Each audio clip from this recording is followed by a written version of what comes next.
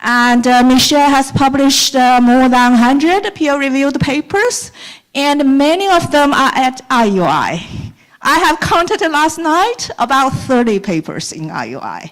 So, and also she has played many significant roles in the IUI community, including she's the current editor-in-chief of TIIS, the journal, our journal, and also she was the past chair of IUI at 2007, past program chair at 2010, and also she served on the steering committee for IUI.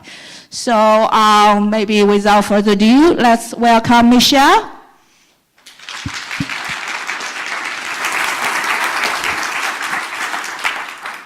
I'm going to use this one. Can you hear me? Great, right? Thank you so much, Shimei, for a kind introduction. Is it a little bit echo? Maybe a little bit further? Better? Because I speak loud, that's why I try not to create echo for myself. So before I start, I'd like to actually thank the organizers for inviting me to stand up here today. It's just a great pleasure and a great honor to be here and speak, because IUI has always been my favorite conference and also my home conference since I was a PhD student a long, long time ago. And for those of you who are new to IUI, which I really love to see you, are newcomers, so I wish you enjoy the conference and also make IUI your home conference in the future. Now let's talk about how can we get virtually more personal. How many of you actually, before I start my motivation, this is a short outline of my today's talk.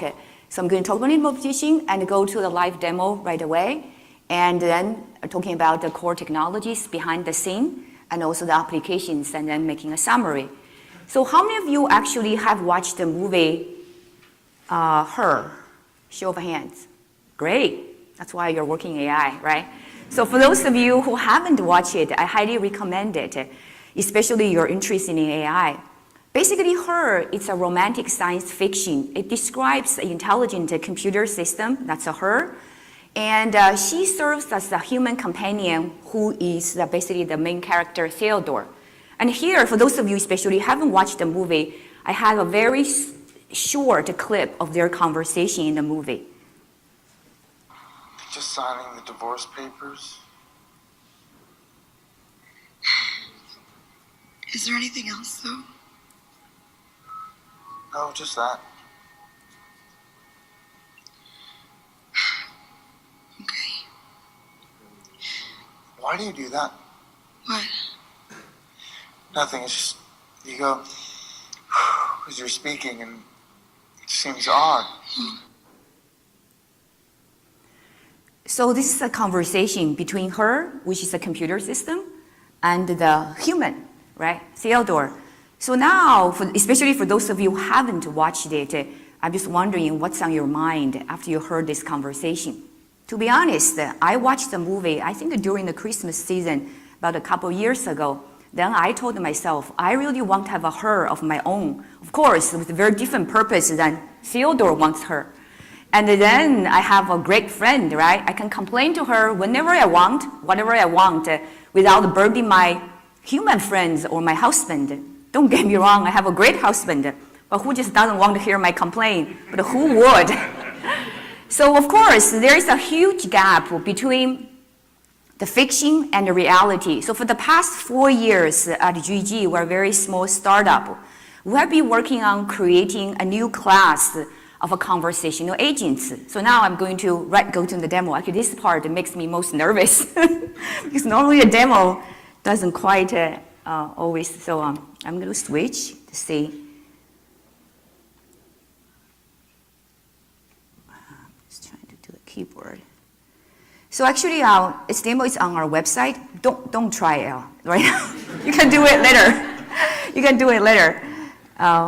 So let me go through my demo first. So I'm just going to start. So this is a kind of like a virtual receptionist, right? So the whole point of here it is we don't know who are visiting Juji website. And we want to know a little bit more about this person so we can follow up. So that's a kind of a purpose of this one. Hope it works. It's very small. Can you see it? It's kind of hard, right? It's a little bit hard. So basically, this one just said is, hello, Kami and Michelle, your name seems familiar. Because we don't keep track of every user has account per se. So we just based on name, based on email, sometimes. In this case, I say, sure.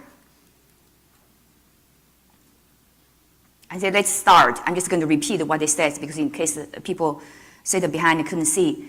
And Juji said it is, I'd like to learn your needs and pass them along to my human colleagues to best help you. Could you tell me about yourself in 2 to 3 sentences? For example, what kind of work do you do and your specialty? Because we want to know what kind of people are here, right? So then I said it is, hello, maybe say just short one, Juji.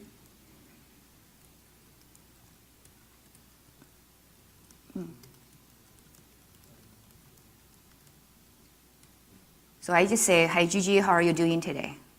I'm doing great, thanks for asking, how about you? So basically, I didn't really go with the Juji, right? I didn't try to answer his question. Then I said, I'm doing great too.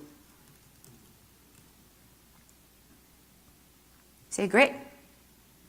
And Juji doesn't do anything now. Then I'm learning, I'm a user, what should I do? I said is, what's now? Okay, Juji still waiting for me to give the answer back. And Juji said, not much really. Just follow my flow, answer my question above. Then, because I don't want to scroll back, because I'm just wondering, so what's the question? Here you go. Okay, you interrupted me. Let me check. Here you go. Could you please introduce yourself? Then I said is, could you introduce yourself first? So you can think about it. I said, my bad, I thought I introduced myself already. I'm an AI being. My specialty is to chat with you, learn your needs, and pass it along to my human colleagues. It's time to go back to my question. So Juji always actually remember what he needs to do, it needs to do. Could you please introduce yourself? Then I say, I'm a computer scientist and work on creating AI agents just like you. Whoa, you must, wow, nice. If you go there, they will say the same thing, not just to me. I'm curious what you're like outside of work, right? In my spare time, I love to chat with my sisters and brothers. What do you enjoy doing in your spare time? So what normally people do? In this case, the people always go off, say that, who are your sisters and brothers? Right? You can go have fun afterwards. One of my sisters is Kea. She's the nicest bot I have ever known. Shall we continue my question? What do you enjoy doing in your spare time? I said, how many sisters and brothers do you have?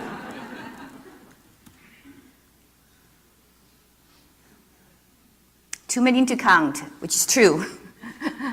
And what do you enjoy in spare time? So still trying to get what I'm trying to do. I said, I don't really have much spare time because I'm busy running a startup. I see. Suppose you have some time. What would you like to do? Right? So Juji doesn't give up. So then I said is, I love to go hiking with my husband. Seems you enjoy physical activities. Great for you. I wish I could do things like that. Why do you like to go hiking? Okay, I'm going to stop here. So let's go back to my presentation. So as you can see, so we call this type of agents, we give them a name, responsible, empathetic personas. As you can see from the names, we're hinting something because we want those agents to have 2 characteristics, responsibility and empathy. In the dictionary, if you look up, being empathetic and having empathy means the ability to understand and share the feelings of another. Of course, understanding a person's feelings is a very tall order. So we have narrowed down our task to teach our reps with 2 sets of skills, active listening and reading between the lines. So what I mean by that, so here's a very concrete example. In the demo session, I will show a little bit more about the read between the lines part of it. So in this case, we won't show here. So for example, in a conversation, a user says, the presentation I did really flopped, and I worked so hard on it. So our rep would respond, that sounds really disappointing. You seem like a very innovative person. Perhaps there is a way to improve it. So as you can see from the response, not only does the AI understand the disappointments expressed by the user, but it takes a step further because it understands the key characteristic of this user of being innovative, of being creative, so actually can further the conversation. And now you can imagine if you have an AI companion or AI agent who can really deeply understand you, including your weaknesses, your strengths, how powerful is that? On the flip side, also how scary that could be. So given that, we also want to instill a sense of responsibility in such agents. So for those of you who are fans of superhero stories, you know this very well-known phrase, right? With great power comes with great responsibility. So in our case, the responsibilities we want to give to the agents is first, they have to be objective when they're trying to infer people's characteristics, and they have to be unbiased. And the second part is we want them to be sincere, to be genuine, to give the very truthful, very down-to-earth advices or guidance. And here's an example. And let's say, for example, because many organizations are using our agents as the pre-screening interviewers for their job applicants. So during this conversation, our agent may sense one applicant is very ambitious and eager to impress, while another applicant is very humble and being very cautious. So they may give different advices based on their personal characteristics. So for the ambitious one, maybe they want them to be more grounded, to say, let's focus on the specifics. Facts always speak for themselves. And for the one who are humble and cautious, maybe they want to give more encouragement. Everyone has a gift. I'd love to hear your thoughts. As you can see here, it is the conversation can be truly personalized. And then next one, I'm going to actually bring you to go behind the scene to see how we actually support, enable those 2 sets of skills, active listening and reading between the lines. So behind the Juji, actually we have, this is a very kind of like a highly simplified architecture. So we have this personality engine, which enables the agent to analyze a person's conversation text on the fly and to infer a person's characteristics. Then we have a conversation engine. Our conversation engine is very different than other traditional methods. It is we have actually the generator, which is automatically generated rep, and then rep is compiled, and then the rep is of a runtime, which I will talk about a little bit more. And on the client side, we have 2 sets of users. One is a creator. So creator can actually can customize using GUI or IDE to specify the high-level specification of a rep. Then the end user have a text chat interface you just saw already to interact with the created rep. So let me first one talk about the the personality engine, which enables rep to read between the lines. So first, before we go into the technology, I want to take a step back. And then you might ask, why do we care? Actually, what do we care when we talk about the reading between the lines? So actually, a person can be characterized by many, many dimensions. Those dimensions will make us a very unique individual. That's why we call the sets of dimensions individual differences. So individual differences can be categorized in 3 big categories. What do you like to do? This is about your passions, your interests. What you are good at? This is about your skills. For example, you are very good at math, you're very good at navigation, or you're very good at painting. And then the last category is also very important. It's how you handle life's challenges, which means it is your emotional emotional quotient, right? How do you handle stresses? How do you handle relationships around you? So there are 3 areas. And then the next question is very natural. Why are they important? They're very important is because they can actually predict behavior, including very important life outcomes. So for example, certain set of traits can predict whether you're going to have children. They can also predict whether you're going to be successful in a particular type of job role. They can even predict how long you can hold your marriage or how long you can live. So actually, there's some similar papers by psychologists talking about the power of personality, which is a very broad meaning of the power of individual differences. One more best thing about this, even though we sometimes talk about people's human traits, actually certain traits can be developed, which means that if those traits can be developed, then it can be used to shape your behavior, change your behavior to make your life better. So that's why it's so important to understand the individual differences. Now let's take a look at how we normally measure our individual differences. So the traditional measurements would be used what's so-called item-based surveys. So how many of you actually have done personality tests before? Okay, actually not quite a few. So which means that is, if you want to test your personality, they gave you a set of survey items, ask you to score yourself, scale on the scale, right? 1 to 5. To say how much you agree with this statement. For example, how much you agree with the statement, I love children, or how much you agree with the statement, I insult people. And then in this case, and some people I saw smiling already, so there's kind of a set of limitations. The limitations that is, most of the items are context insensitive. So for example, if you don't have children yet, how would you know you're going to love children or you don't like children, right? And some people might say this, I love my own children, I don't like other people's children, right? So it's very hard to self-assess even.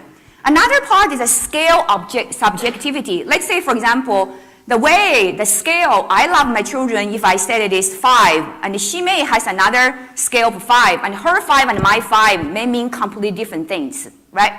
And the third one it is, you probably, as I said, I saw a smiling face already, their potential faking due to social desirability. So think about it, if you're doing a job interview, if you're applying for a graduate school, when you ask you to rate yourself, agree, I insult people, what are you going to say? Yes, I insult people, you make 5? Definitely not, right? So you will not do that. So because of the limitations, then researchers have been looking for, especially in the last 10 or 15 years or so, looking for different ways to measure people's characteristics. So one way it is discoveries from what's called psycholinguistics. So for example, Pennebaker has a book called The Secret of Pronouns, Secrets of Pronouns. So what I mean by that it is actually the words we use. It's the way how we speak, how we write, reflect, or reveal who we are. So that's basically the findings of psycholinguistics. For example, certain words here may be tied to the extroversion of your character, your characteristics. And then based on these discoveries, so many people, including our own team back at IBM a while, probably about 5 or 6 years now, and developed the computational approaches to psychometrics, which means you want to infer the person's characteristics from text. So this is the existing approaches do. So what you do here it is, you ask a set of people to take personality tests to get their scores. Then you also ask the same set of people to give you some text, right? Then you do regressional analysis, mostly you can do more sophisticated one, to analyze how the text features, words, word categories can be used to predict the scores. So for example, here's the example of the one we had done before. To predict this is a look category, and many people probably heard about look, right? It's basically from Pennebaker. It's about the set of the word categories, the first person a plural and the second person numbers. Those are coefficients related to their contributions to the trait extroversion. That's one, right? So now if you have those coefficients established, then you can compute traits very easily from a text. So this is one of the methods that we used and published in IUI 2013 and 2014. What you do here is you use the word frequency and you times their coefficients, and then you can derive trait scores. What's the limitation here? The limitation still, it relies on survey scores, right? You have to ask people. So all the shortcomings I mentioned before with the surveys still exist. So now, in search of a new solution, we are looking at going back to the fundamentals of psychometrics. So modern psychometrics, there is a very well-known method called item response theory. So it's also known as called latent trait theory. So they use statistical models to infer the human latent traits and observe the human behavior. So what I mean by this one in the context of item-based surveys, it is so each item in the survey, user responses to each item in the survey is considered observed human behavior. Then this human behavior can be used to infer latent traits.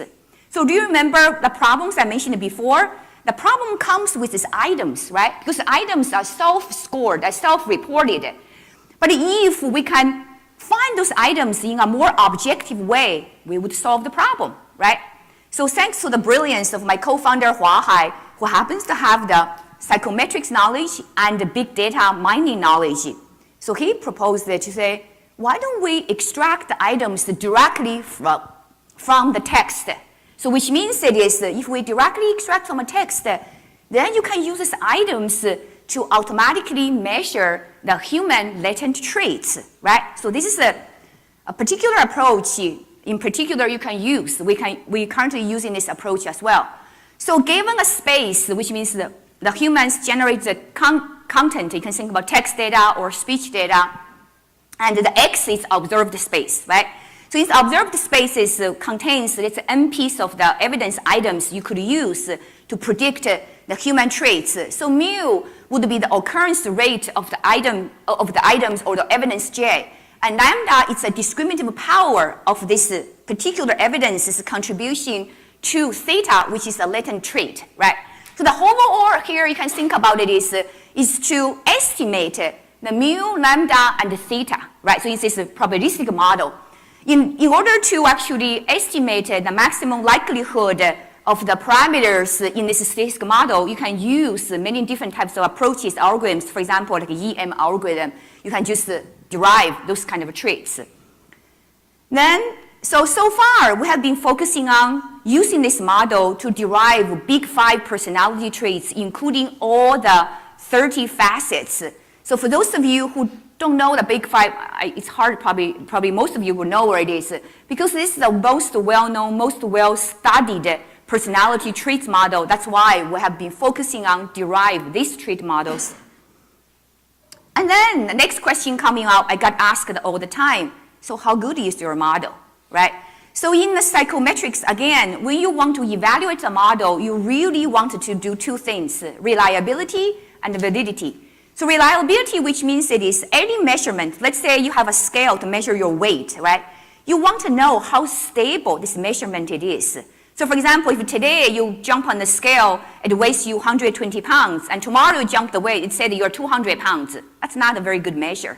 So similarly here it is, if I gave a set of text to my personality engine and it says I'm A, B, C, and tomorrow I gave another set of text that says me C, D, E, that would be not good either, right?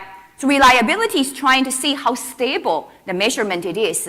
So then you can compute what the Cronbach's alpha. So this is I'm going to give an example because this is one of the big 5 personality traits called extroversion on these facets, right? So in the human survey-based items, if you can reach the Cronbach's alpha of 0.75 or above, it's already acceptable because humans are known for inconsistency. So it's very hard to reach that high level of the internal consistency. So as you can see, ours it is, if you have about 1,000 words above, most of the traits reach Cronbach's 0.8 alpha. And it can go higher if you have more and more words. So that's why in our case it is certain traits with fewer pieces of data evidence actually can reach a very nice, acceptable, very accurate reliability. Validity is a very harder problem to answer because it's very domain specific. So actually Zhang, I'm not sure it's here, he has a paper this afternoon talking about it is how they uses this type of personality traits inference we have to actually measure in the real world to predict people's team performance. So that's one type of validity you can do to say how useful, how powerful your inferred traits are. So that's validity. So now, given this one, I'm just going to quickly conclude because to move on to the next set of technology. So basically what we have developed is generalized IRT, item response theory, but using text items to consider as the items in the IRT. And this approach will be more authentic, more objective because it's automatically extracted from people actually demonstrate evidence. And another nice feature is very portable. So think about it. If you have, let's say, a set of text from Chinese, from Spanish, and from French, you can use the same model. It's just that different training data, right? So it's very portable versus if you want to define in the old way, the survey-based items, you have to take a much longer time, much laborious process. So now I'm going to move on to the next set about the conversation engine. So the conversation engine, and especially we're trying to focus on something we call the active listening skills or technique. This is a well-known technique in human-to-human conversation. So what do we mean by human-to-human conversation? It is, so it requires a listener to actually understand what's being said and respond to empathetically. So for example, it can paraphrase, it can actually guide the conversation, it can summarize the conversation. I think it's also like people talking about like a grounding, right? So, but however, if you want this to be done within a human-computer conversation, it's quite difficult. It's just simply because human expressions are very diverse, like you just saw in my demo, right? And sometimes ambiguous. So this is actually a real human said to our chatbot when the chatbot asks, what's the top challenge you are facing, right? So as you can see, even sometimes ambiguous because sometimes we don't know what we're talking about. And this person was talking about it is most challenges are met as an opportunity to grow. Hardest part is losing friends. So did he answer the question or he didn't? So it's very hard to tell, right? And not mentioning that users are not necessarily always very cooperative. Like I just showed, you can actually digress to a different topics talking about different things. And then there are many, many approaches. If I didn't cite your paper, don't get offended because we do cite them in our real paper. So there are so many approaches in this particular area of trying to make human-computer conversations work. They're mostly on three problems. Natural language understanding, understand the user input, and conversation management tries to figure out what actions the system should take. And the natural language generation tries to basically generate the system expressions to carry out one or more actions. Now, overall, all these different approaches, for example, they are finite state-based, they're information state, and also they are neural-based approaches as well as statistical-based approaches. They all have their pros and cons, but none of them actually addresses both challenges. For example, how can you bootstrap a conversation very quickly? Also, can you port this conversation to another task, another domain very fast, right? Think about data-driven approaches like neural-based approaches. Yeah, it's very flexible, probably it's nice, but you need loads of data to train, right? Finite state models, it's easy to get started, but port into another one, just rewrite another one, right? So it's very difficult to address both problems. So we take a very different look, maybe because our background in human-computer interaction in general. So we look at this interaction space in a very intuitive way. You have a user, you have a machine, and you have a time in space, right? So the conversation is just a set of topic exchanges between human and computer along time. So the nodes are the topics. So for example, like today, or let's say if it's a conversation, I want to talk about like motivation of Juji first, right? And then the logic is to threading all those together and to achieve the certain conversational goal, right? And moreover, at each conversation node, you can have these exchanges, you can call the conversational acts between the user and between the machine. So when you look at this one, I'm not sure if this, how many of you are familiar with the psychology of human-computer interaction? Show of hand. Okay, so actually it's a very similar work from Stu Carr, Tom Moran, and Alan Newell. They're talking about using Gomes model to model the users' cognitive structure. So we're thinking about this actually analogously. You can use this to model the entire conversation space. The goal is the topic with a sub-goal, right? The overall goal, you have an overall goal as well. O is the operator, which means the actual concrete steps, which there can be corresponding to conversational acts within each topic. Then you can also have the method. So what's the method? The method is a logic of threading those together. Selection rules just optimize the selection of the methods to actually optimize your goal achieving, right? So it's kind of very nice. And you might ask, why do we care? We do care. Because this is guide us to model the conversation in a very different way. This is called the model-based conversation UI. I knew in our audience we have many experts on model-based GUI design, right? So nice feature of there it is you can be really have a separation of concerns. You can do automatically generation with the models. You can reuse the models. Potentially you can do verifiability of the models as well. So here we do the same, but only since that you want to extend the models to handle uncertainties and in a larger space, because the richer space, the humans' interactions, also the machine's interaction moves are much richer in the GUI space. And also you have to consider the human factor, because we're talking about using natural language, you have the emotional sense attached to it. So then quickly, I think I'm going to, oh, I still have time, right? No? That start late. Oh, we start later, okay. So how much time do I have? You started 25 and you can still have 5 minutes? no, you still have more than that. More than that? Okay. So you have 25 to 30 minutes. Oh, okay. Okay, great. I was trying to speed up too because I saw this one. Okay. Anyway, I have enough. Yeah, I don't think I have much left. So then in this case, when you do the model-based, in this talk, I'm going to focus on 2 sets of models we have developed. So one set of model it is the conversation logic with the method models. Another set of model is the conversation topics, which means this is kind of roughly corresponding to the Gomes model. It is goals and operators. So I'm going to go through this using a very concrete example very quickly. So because I know there are also some of the experts in the audience are conversational systems experts, so I wanted to actually draw a little bit of connection to that. So our topic based, there's no one-on-one mapping, but it's roughly corresponded to the question under discussion in the information state model approach.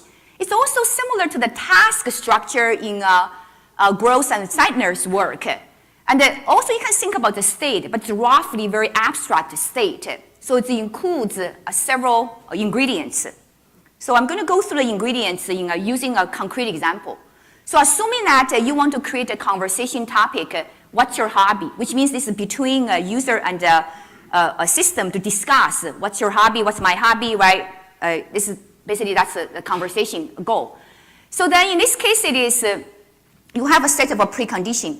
So the precondition was talking about is if I already knew your hobby, right? If we're talking about hobby already, if a user's hobby is already known, and then the precondition we said it is if hobby doesn't exist, you discuss. If it exists, you do not discuss. So this is very similar to the frame-based approach. If you know something already, why would you discuss it? Or maybe around time. If it's, we haven't discussed it for a long time, then maybe we should re-discuss it. And then alpha is some of the actions. Actions this could be, for example, if I saw your hobby, I would discuss your hobby a long time ago. I might want to retrieve it as a base of the conversation. Or I want to store the newly actually acquired hobby from the user. So it's kind of a pre-action or post-action. The most important thing it is, what we call it is a conversational acts. It's a conditional conversational acts, right? So I'm using a very simple rule to represent it because it's most intuitive. So for example, in this hobby one, if the classified acts, classified the user's input it's about the physical hobbies. Remember in my demo, I said it is, I love to go hiking with my husband, right? So they use the classification model to classify this as the physical activities I enjoy. So then the conversation move from a system point of view will be related to this physical hobby identified response, right? So what's powerful about this one it is, you can use many methods to actually figure out how you classify, how you process user input. You can also plug in many methods, figure out how do you automatically generate a response. You can hard code in. You can also use very sophisticated natural language generation, right? So that's why we call this a model-based approach. It is you can introduce neural-based approach. For example, that's one you just saw in my demo. Actually, it's trained by TensorFlow, using a TensorFlow to train our classification model. And then if you have another invention of the other models, you can train it, just plug in, and you can test the conversation. So that's why it's the power of you be able to actually plug in different parts of it. And moreover, topic is hierarchical. So it has around this, it's associated with a set of subtopics. So for example, in this case, depending on the context, you might ask, why do you enjoy it? Like you saw earlier. And then you might ask you, if I didn't say with my husband, you might say this, who do you enjoy doing this with, right? So you can actually have a set of subtopics as well. So as you can see here, it is the power of here, it is you can create potentially now a topic library. In fact, that's what we did. So we create now hundreds of topic libraries talking about hobbies, talking about people's challenges, talking about people's achievements, talking about opinions. And those topic libraries now can be completely reused.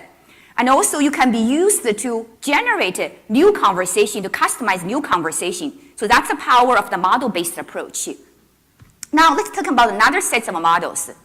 Another set of models, they talk about logic, right? The methods of threading different topics together so you can actually achieve a particular type of goal. So these methods can, again, similar to the topics, you can have many type of methods. So I'm using a very concrete example to show this again. So this one it is, so let's say, for example, the goal is want to pose this rep as an AI interviewer. So in the interviewer, you have a set of interview topics, let's say T1, T2, T3, right? So then I can use a very simple, even finite state-based models to code T1, T2, T3, and hierarchically in a way this T1 also have subtopics, ST1, ST2. But remember, as I said earlier, users may not be very cooperative. They may actually derail kind of from the particular main line. So you have a bunch of what we call it digression topics. So anything can be digression topics which is not on your agenda topics. So those things you can model it completely differently. You don't need the finite state because the finite state is not going to work. So in that case, you can use a stochastic model. You can use different types of a Markov decision process to model it. So now again, you can see the power of this one is you can even mix different models together in one type of a conversation. So that's actually the power of you called the model-based design. The flow, the logic can also be tear apart and then assembled together. And I'm just trying to know how much time I have now. You have about 20. 20, okay. So now I still could do another small short demo.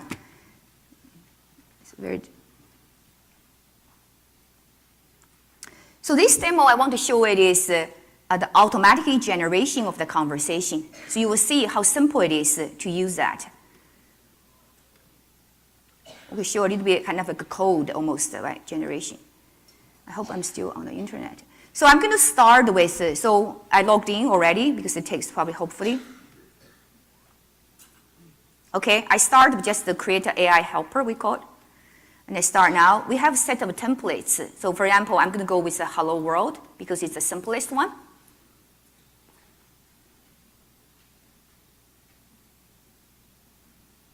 Now I can customize my AI. So as you can see here it is, I can customize my different personas is here, right? So you can also upload your own persona and then to do your own. So today I'm just going to skip on this part. And this is a simple conversation right now here. As you can see here it is, Lots of tools ask you to customize the conversation turn by turn. We don't do that. We customize at the topic level.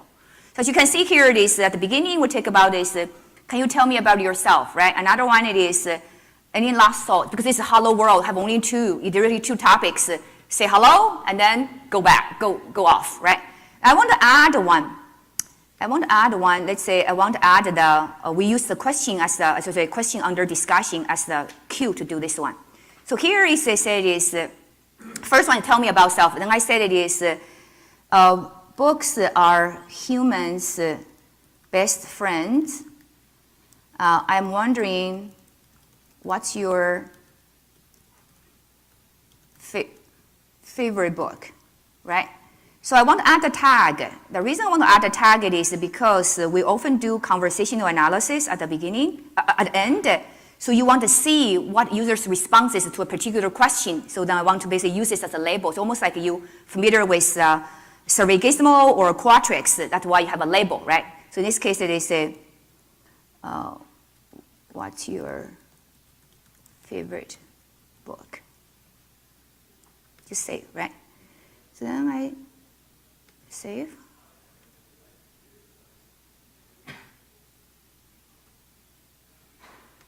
Save. Okay, I just saved, right? Now I want to preview. So actually I have a conversation already. So it'll be automatically generated based on what I enter this particular topic, right? So now it said is, I'm Juji, your virtual interviewer, could tell me 3 sentences. So here, this conversation has all the bells and the whistles you just saw from my live demo.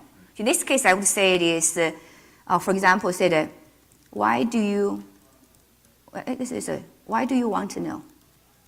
I don't know. I have never, let's say, hopefully it will work. This is my responsible AI, right? Say this, it must be for your own benefit since I'm a responsible AI. Then I say this, what would you like to know?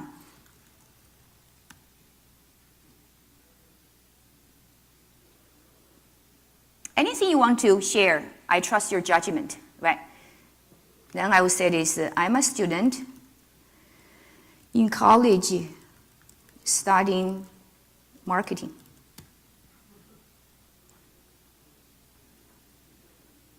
I can definitely help you on that. Thanks for telling me what you do. I really admire you, right? It's trying to also kiss up the user. And then so to say, books are human. By the way, you can also customize one. Books are humans' best friends. I'm wondering, what's your favorite book? Then I said, what's your favorite book? We got asked a lot about this on our website. Only the Paranoid Survive by Andy Grove. That's my favorite book. Well, let's go back. What's your favorite book? I would say Harry Potter.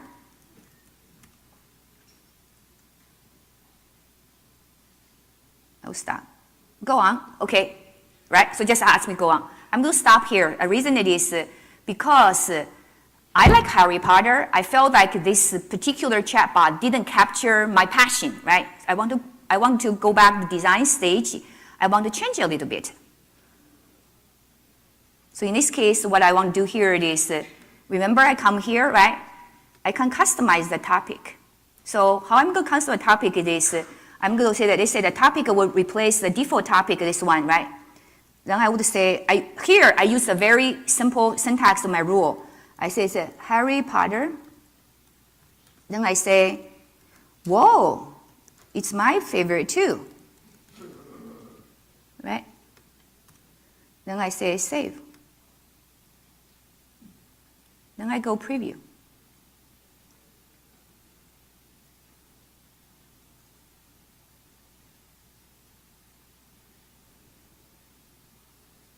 So this case, I'm not going to play around because you already saw, so I'm going to directly answer it. So I say that I'm a startup CEO working on AI. It still says, because the C, because many CEO come. Okay, for this one. So here, this one is, I can say this, I have a multiple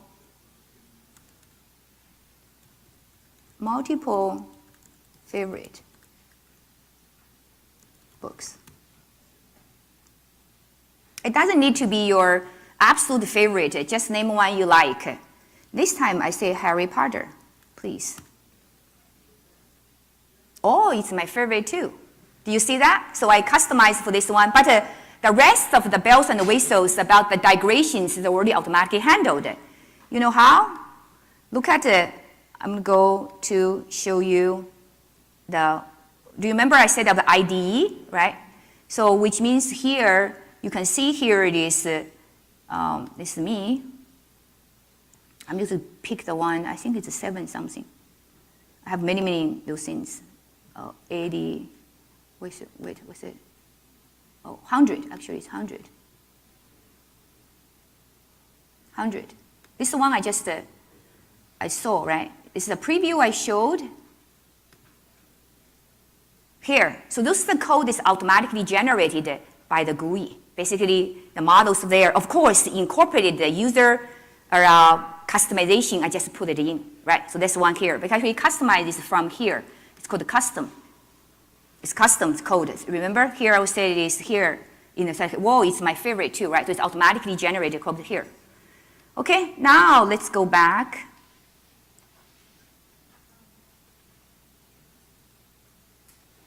Okay, so to summarize this particular one, it is, so it's very agile. So you can really bootstrap a conversation. So yesterday I was not joking when I met a group of students at the ISI. They're working on conversational systems. I said, for be able to reuse something, it really can shorten your PhD career from 5 years to 3 years. And somebody was saying, ours is only 3 years, and then it can shorten to 1 year. 1 year, I'm not quite sure about it, but maybe 1 year and a half. So also another one is very flexible. So you can plug in many models, your NLP model, your NLU model to test it. So then it's also, of course, reusable. So that's kind of probably the most important things to us. And now I'm going to talk very briefly on applications for 5 minutes. So as you can probably guess already, the type of applications, our type of chatbots, being empathetic and being responsible, are best for applications where you want the chatbots to engage with the people you care about and understand their characteristics so you can follow up. I mean, humans can follow up and humans can better engage. So as you can see, our line of applications from customer onboarding to website concierge, from person to personal guide, right? So this afternoon, again, I'm advertising for Zhou. Actually, it's a collaboration with the White Ties group.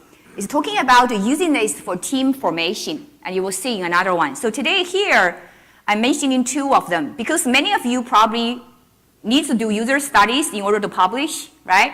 So now the research institutes or marketing research institutes use ours to user studies because normally surveys are very boring. There's a huge survey fatigue. In this case, it is we have let them actually to develop their own chatbot to conduct what we call the conversational surveys. So our study has shown that it gets 78% better data quality than Qualtrics survey, basically side by side. And also it helps ease the survey fatigue. So the survey participants actually say, we love it. If you have surveys like this one, just let me know. I would like to do it again.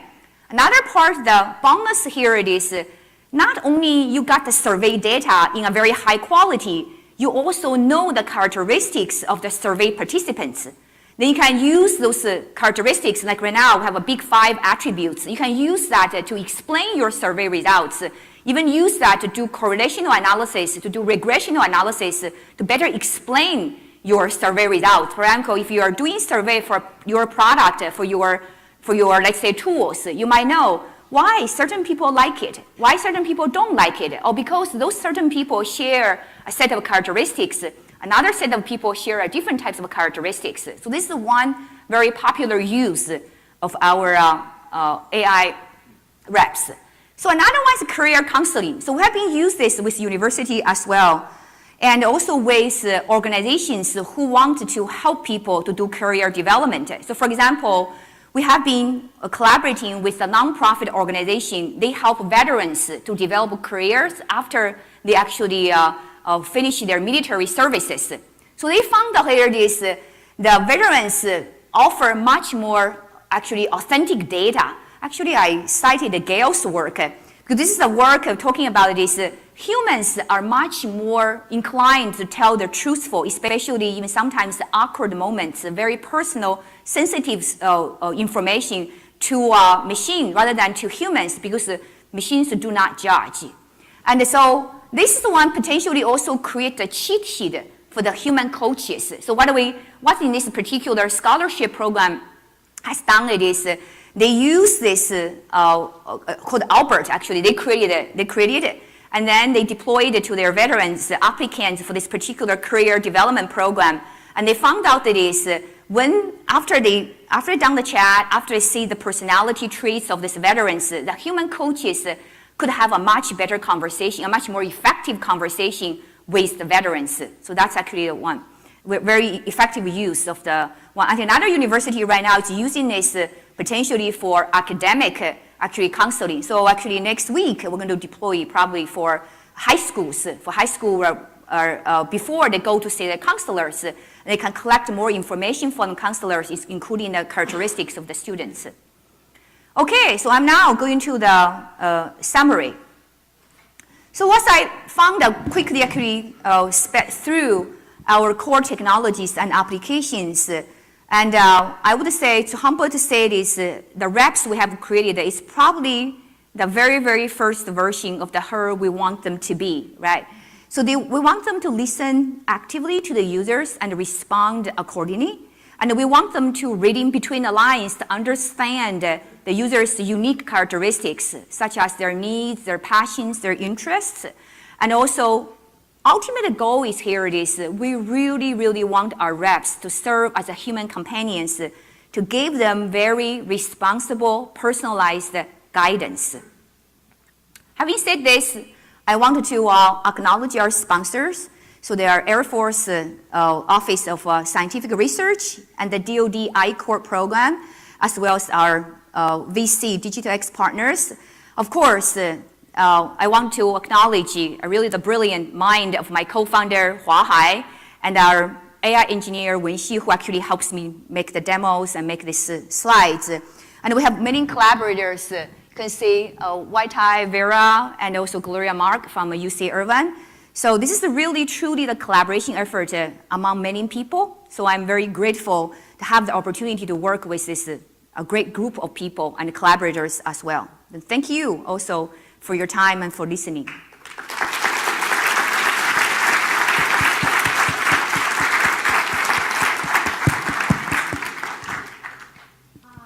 Actually, she finished early, so we can have time for questions, okay? So you want me to? Yeah, maybe you want to use here, yeah. Who's first? Louis, okay, yeah, Louis.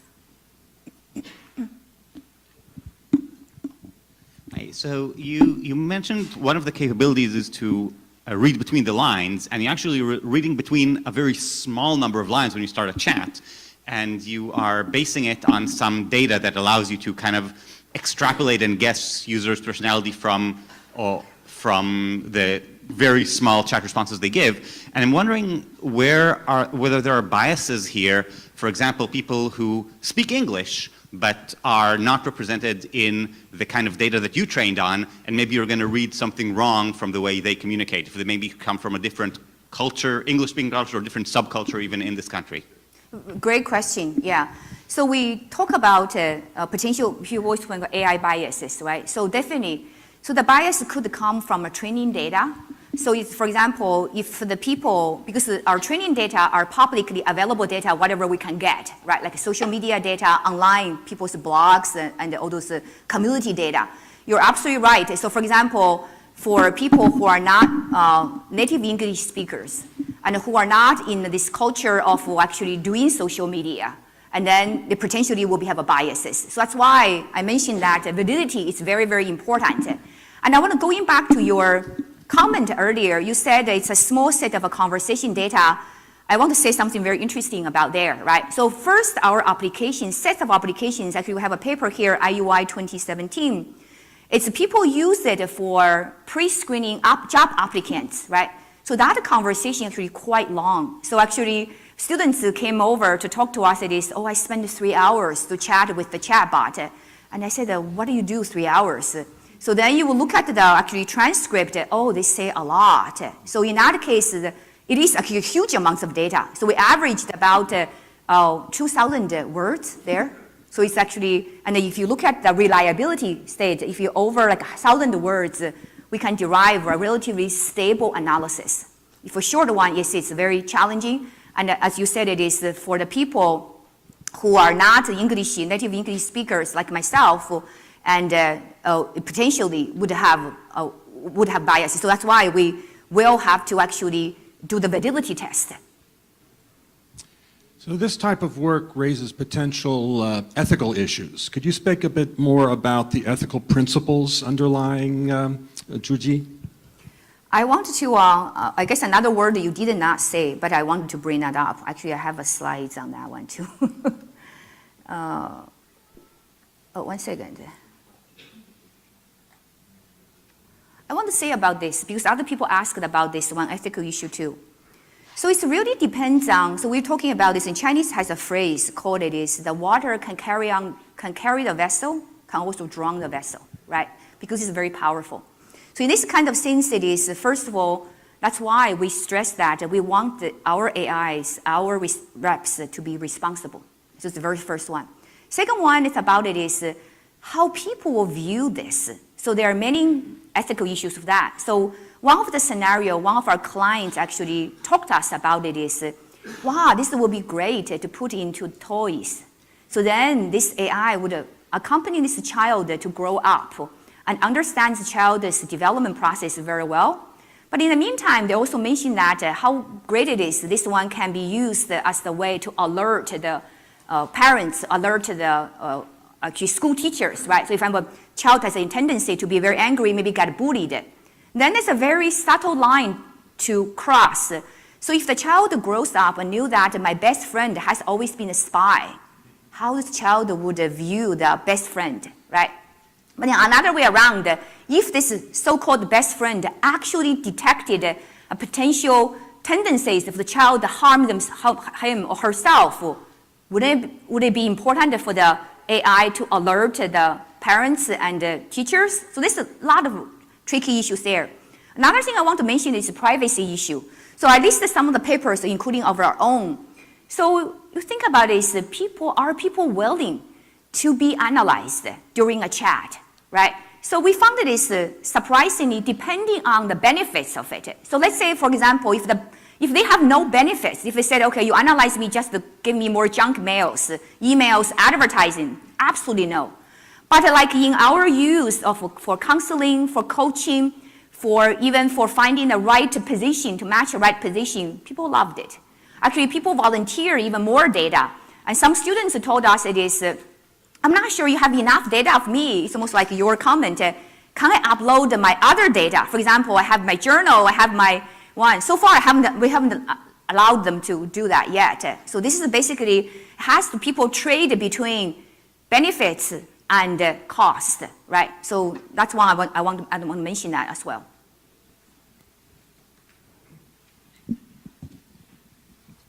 Hi.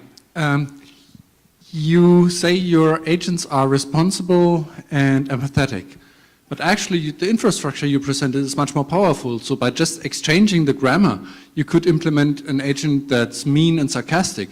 Have you ever tried? Absolutely, absolutely.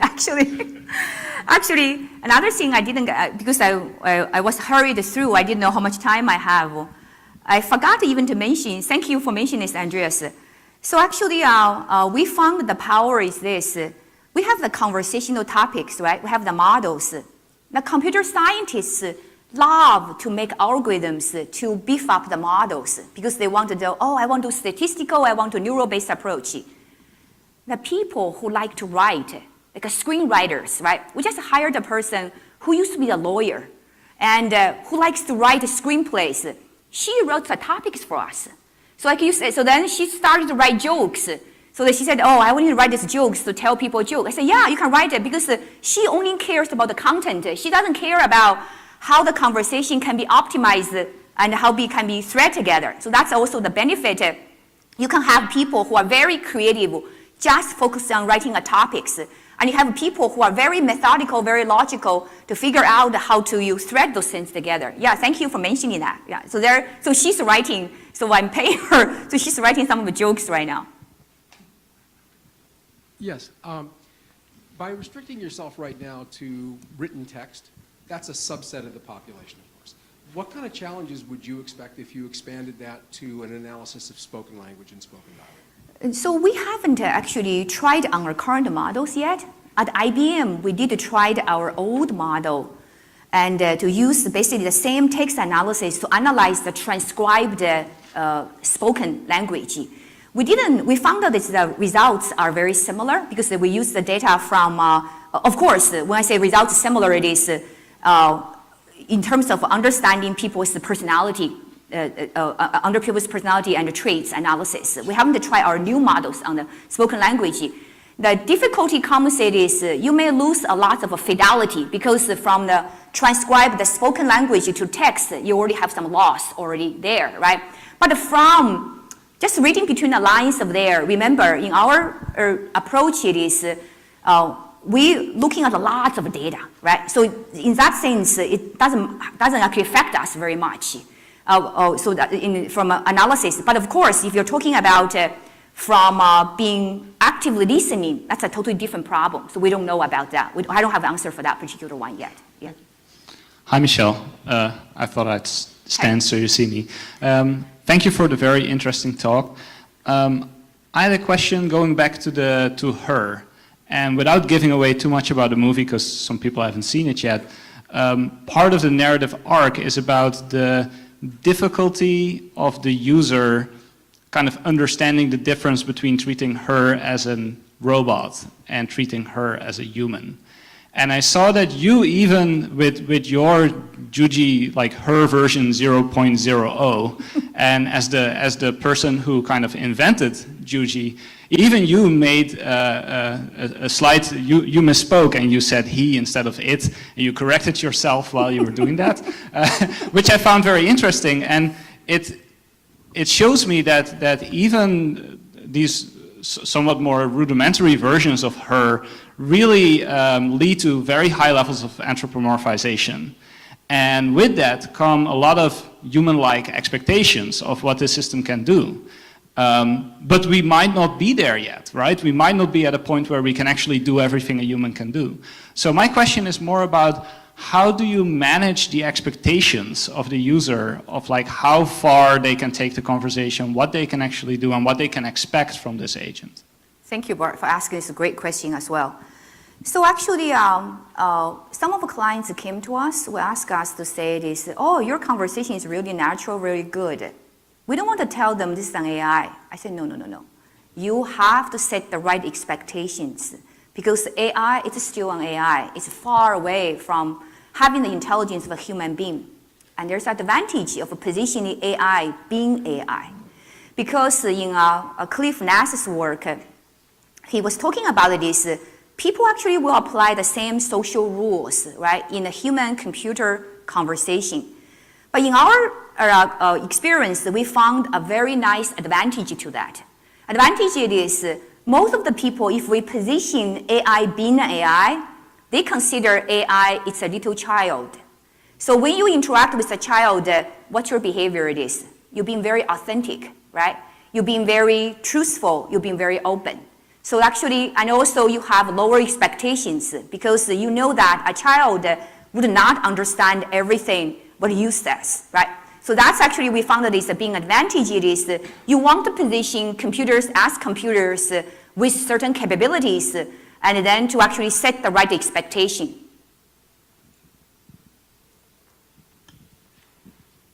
Yeah, so you have the item that humans are more Can you read? truthful to machines. Okay. Yeah, and that's often true, but the problem is, and you gave the reason as the machine, they feel like the machine isn't judging them, okay? But now, of course, the machine is judging you, let's say it judges you're an introverted personality or something, and you have to be a little bit more careful because maybe the company has said we want extroverted personalities and we're not going to take introverts, and you just talked yourself out of a job. you know. So I think a lot of the things of the trusting and the engaging in the conversation, it's kind of dependent actually on, it's the goodwill of the user, and they're giving it the benefit of the doubt, you know, and they're thinking it isn't going to judge them. But we have to be very, very careful, because it's possible to lose that trust very quickly if they do judge it, if there are negative consequences, if they're trying to, if they judge the situation as not being adversarial, but in fact it's adversarial. So we have to be really, I think, you know, we can't be too confident of these positive results. We have to make sure that we don't violate, the user is giving us trust, and we have to make sure we don't violate that trust. And, you know, marketers violate the trust, and, you know, there's other forces in society that are not us that really try to, you know, take advantage of that trust. That's a great comment. Actually, the purpose of this, of course, it's in the hand of the people who are using it, right? As I said, when you give people powerful tools, you want to teach them to adhere certain type of principles of usage as well. So just give you a very simple example. We used we created our own actually interview rep for our own hiring, right? I remember as a year before last year, because last year we hired only one summer intern. A year before we hired 5. So when you hire these 5, we got about 650 applications from various schools. A year before, we did a very normal process, like we always do, like everybody probably does in company. So we went through every single resume and trying to filter out the set of resumes we think we're going to do technical interviews, right? So you pick 60 out of 600. It takes you about 2 weeks to do that.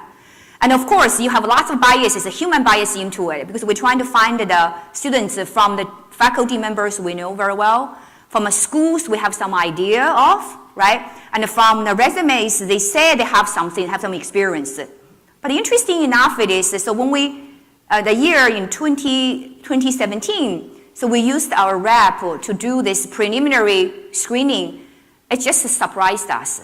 So according to this one, we want somebody who is very methodical. We want somebody who is very careful, right? So we don't really, like you said, care about if extrovert or introvert, because that's not our criteria. So then we used our rep to just score all the candidates. So we have actually, not every candidate actually wants to do this pre-screening. So about like 400 of them went through the process.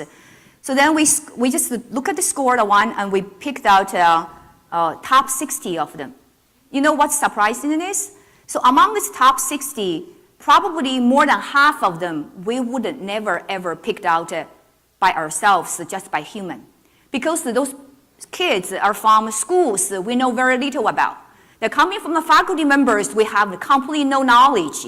And I was even surprised to see some of the students apply, say, how even you know we hiring the intern, right? But it turned out this program, the internship program we had in 2017 is one of the best, because the people are very diverse and people are very actually great. So that's why what Henry said it is, when we give this tool to other people, we really have to also teach them in some way how to best use the tool, but not abuse it.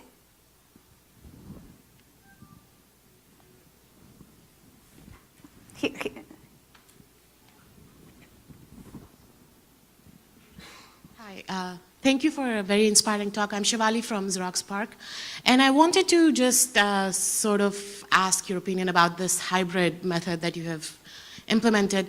So a lot of some of the concerns with more model-based AI methods is that they tend to be brittle.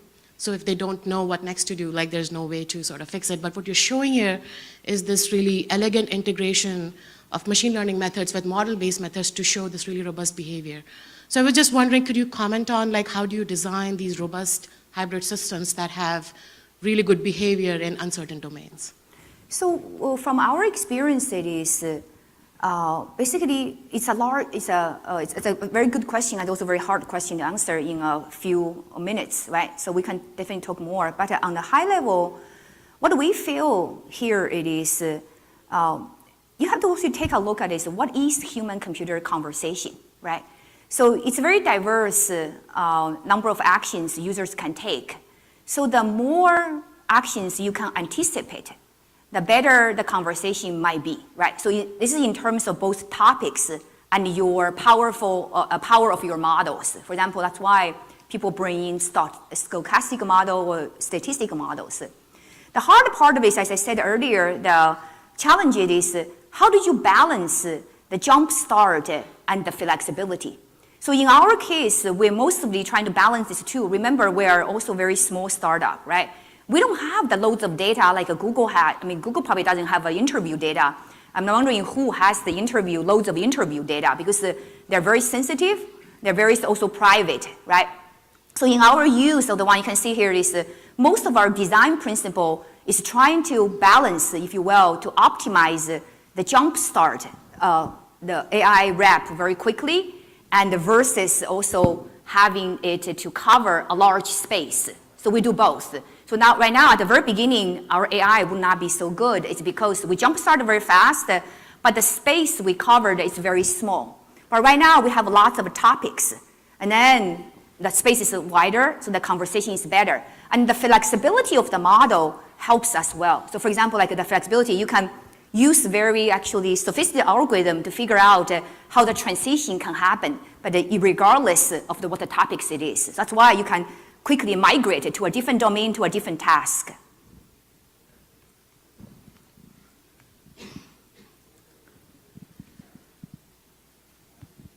Thank you. I'm Eduardo from Graz University of Technology. I'm going back to the questions about ethics and privacy, and I wonder if you thought about showing the applicants what your algorithm inferred from their traits. Great, actually. Before submitting, you know. Right, it's called explainable AI, right? And I think tomorrow Dave will talk more about it, definitely, right? So, great question again. So, yes, we do. Actually, in the interview, we always show them what we inferred about you. Not just we show them, we even explicitly ask them, how much do you agree with it? So we gave them actually an option. So that remember, in all the interviews I found it is we made the companies to use our tool to include a couple of questions like this. First one asks, so what's your top strengths you think you have, right? So the user will say something, applicant. Then the system will say this, from our chat, I learned that your strength is this. So how much do you agree with it? And then when you want to submit, when you tell the, let's say, hiring manager about your strengths, which one are you going to submit? So we give them an option, right? So in this case, the human operators, the human administrators can actually see both sides of the stories. We don't want just the machine say so we want the humans to also have the voice themselves. Similarly with weaknesses, that's a little bit harder. You always ask them, what's your biggest weakness? And they will say something, and they said, okay, from my analysis, I found this is your weakness. Do you agree? How much do you agree, and why, right? So another nice thing, we do this one for two reasons. We want to give the voice to the applicants so the humans can see the both sides of the stories. More, we can also come back to train our model.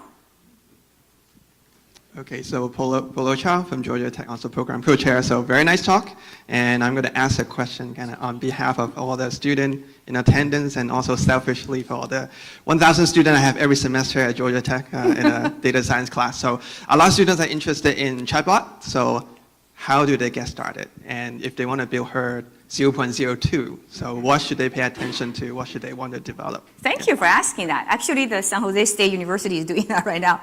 So very easy. They can just go, we'd love to have you actually use as a teaching tool. We found that it could be a great teaching tool. So you go there, you just sign up, right? Everybody can just start exactly what I did, to create a chatbot, and then to customize the topics as to what they wish. And if they don't want to customize, they can use our existing topics. So now we have probably hundreds of topics already. It's easy. And also for university, by the way, it's absolutely free because we love to work with the students and also professors as well. Oh, by the way, actually, we have a demo session, I think tomorrow, right? And one, I think it's Zhou, and who is a White Hat student, is very nicely to agree to do a demo for us. So you can go there to see how you can create one within literally like 2 minutes. Another thing we found is interesting is this. The people like our tool the best, it's the people who don't know about computer science. Like we have a couple of business people who actually know less about probably about how to share a document on Google, but they loved it.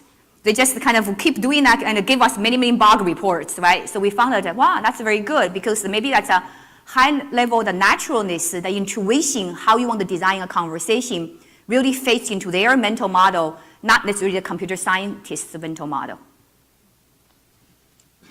Zhou Flick, the University of Haifa. Thank you, Michelle, for the talk. And I would like to continue on the previous comment or questions about presenting the results of your inference. And the question is, you noted also that they can say how much they agree, and you said something about why. And this is interesting because the question is, your algorithm may be wrong.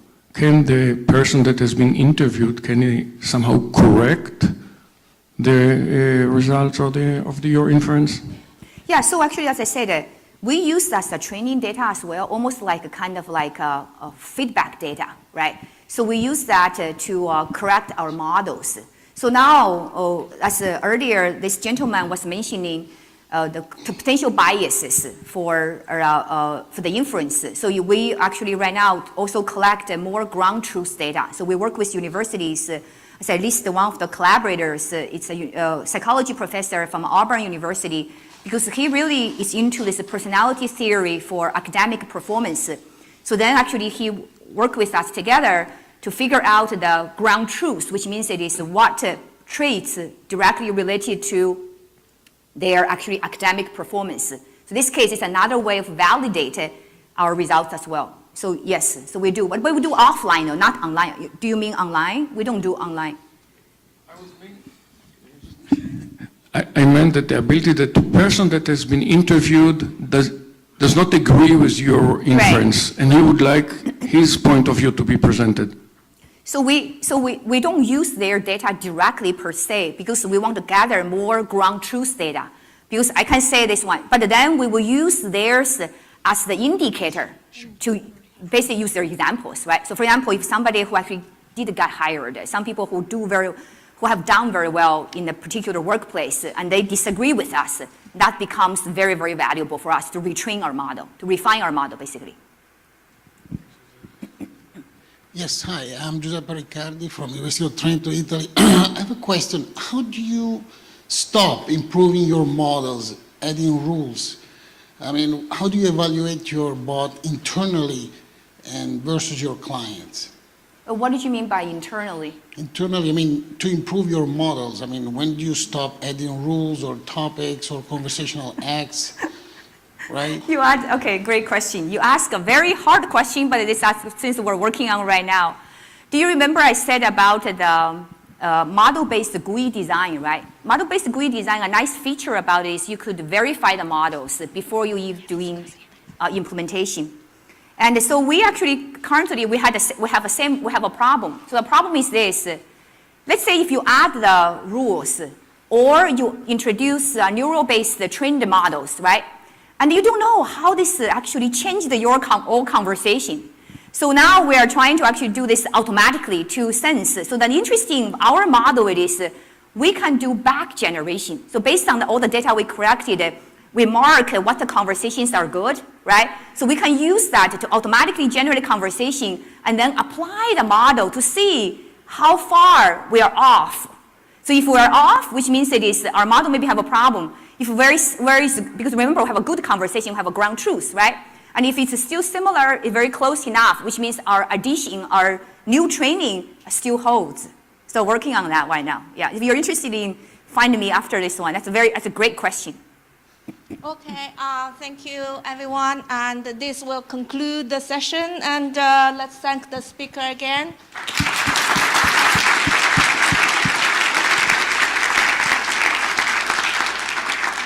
Anything you want to say? One thing before you guys go, actually, just to we're doing one advertisement for TIIS.